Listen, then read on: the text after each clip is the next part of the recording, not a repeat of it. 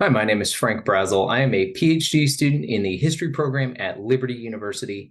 And my interest in this research on the reactions of American Federalists to the rise of Napoleon Bonaparte really came about as a part of my wider dissertation, focusing on changing reactions of American Federalists over time during the French Revolution and Napoleonic era.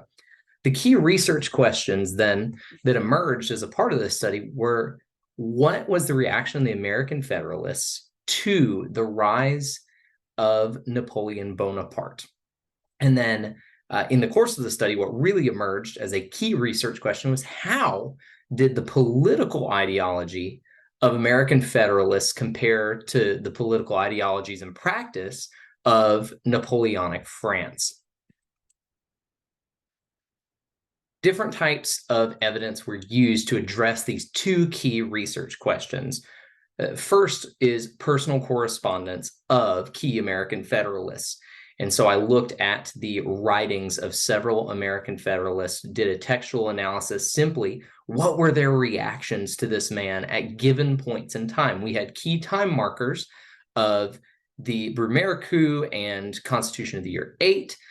We, of course, had preceding that even his military career, and then after that, his coronation as emperor and eventual defeat. So these key time markers, how did the reaction of American Federalists change over that time?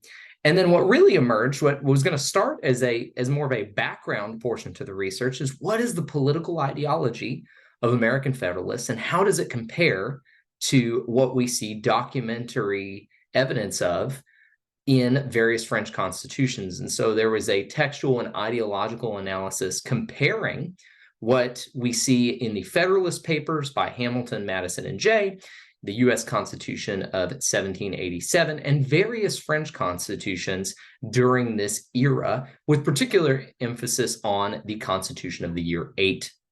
And so we see the breakdown ideologically between the two. And that's really the basis of the conclusions that I formed during the course of this research.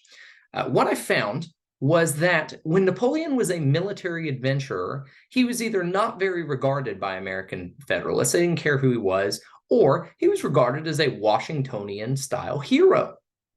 And that was the extent of it. But once he seized power on 18 Brumaire, and once he was granted constitutional power as an executive in particular, and this research focused a lot on the ideal executive from a Federalist mindset and the realities of France. But once he was empowered as the executive, that opinion largely changed. And so it became clear then that it wasn't personal.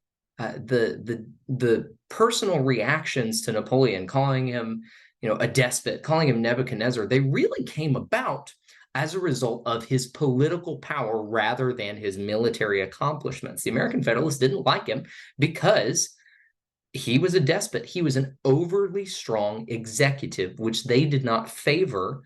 They favored a strong executive, a central government. However, Napoleon far exceeded what they had in mind in the United States.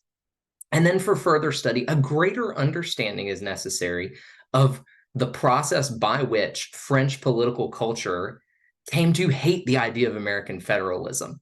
It was clear in the research that American-style federalism was never a constitutional option in revolutionary or consular France, but more research is needed to understand why.